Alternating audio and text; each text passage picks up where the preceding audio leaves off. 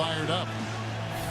2K Sports checks in with our loyal viewers with the broadcast from Boston, the home of the Celtics. Welcome to the Tuesday night edition of the NBA on 2K Sports. This is Kevin Harlan to call the game with our analysts Clark Kellogg and Steve Kerr.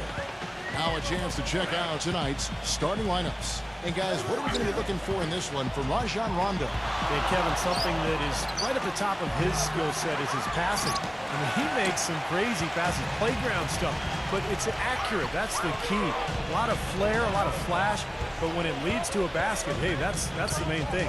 And his attitude, Steve, just his general poise and presence is something else you notice about him. He's really a calming influence over that team. Thrilled to be back in Boston. The Celtics ready for that home court advantage.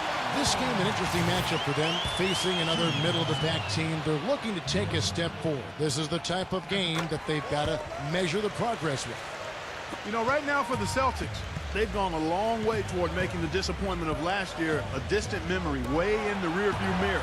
They've given their fans a reason to be hopeful again. They really have, Clark, and I give a lot of credit to the coaching staff because they've established a foundation here, an identity for this club, and I think finally they have something to hang their hats on. This is a solid basketball team. Great move to the hoop, and I love the finger roll finish. For the Cleveland Cavaliers, they come in off the loss to the Knicks in New York. And as strange as it sounds, that game was a confidence builder for them because they really didn't have it that night at all and still managed to keep it close. Steve, I think they're one of the few teams that can play that poorly but still almost come away with a win. I like the offensive awareness to exploit that lack of coverage on that play. Let's find out what Doris Burke has for us. Kevin, Mike Brown and I shared a few moments. Yes, Kevin, when we talked about this game, he said his concern was how to handle Rajon Rondo. He said, quote, Rondo has no problem getting to the middle of defenses and finding open teammates. We have to make him become more of a jump shooter. Let's see if they can do just that. And thank you, Doris. Now, here is Irving. He had a 27-point outing in their last game against the Knicks in New York. And he did some nice work on the boards, too, Kevin. That was definitely a factor in that game as well. Yeah, 3 out of 4 from the floor, so a good start for this club. For Boston, they've gone 2 for 4 from the field so far today. Pass to York. Back to Rondo.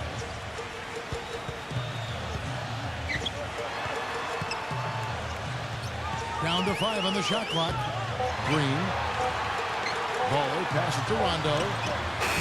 And the shot is long. And the official signaled the backcourt violation. Not very careful there. And let's focus briefly on an area we often overlook. Point guard rebounding. Here are the leaders in that category over the past 10 games. Second, Rajon Rondo. This is a unique group of players. It's not often we talk about the rebound leaders at the point, but with these guys, it's warranted because of just how well they do it. You know, it definitely sets them apart from most of the other point guards in the league when you can class eat like that. They've got a little bit of that big man attitude in them, battling in the paint when the shot goes up and feeling like they can get some rebounds too. Irving. And so he draws the foul on the shot, a trip to the line to shoot 2. The Cavaliers shooting their first free throws of the game. And the first one drops. And so Irving nails both of them.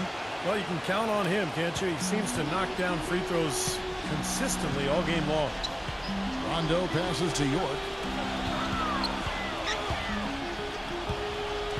About 3 minutes gone here in the first quarter.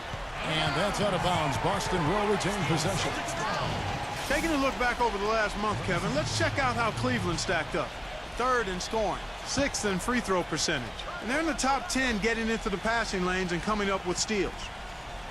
And Clark, you talked about the offense, and what makes that stat so impressive is that they really get after it offensively in terms of setting screens and making sharp cuts to the hoop. They become a very difficult team to guard. And this is his 2nd trip to the line tonight. And good on the 2nd, so he makes them both. Last game for the Celtics, it was a loss to Indiana. Kevin, that game defensively was an absolute nightmare. They went into that building and just got blown out by a very hot team. Well, they didn't defend those shooters like they should have. And once the fans got into it and the arena started rocking and thumping and bumping, things only got worse. And Boston has possession. The Cavaliers making the shot. Outside, Green. Pass to York. 6 to shoot. Lets it go from 11. Busted. No good that time either. The Cavaliers leading by 5. Irving drives in. It's stolen by Green. Outside Rondo. He passes to York. And it's sent back by Irving. They recover it. Some solid defense from Dion Waiters. The Cavaliers have gotten 4 of 6 field goal attempts to drop in the first quarter.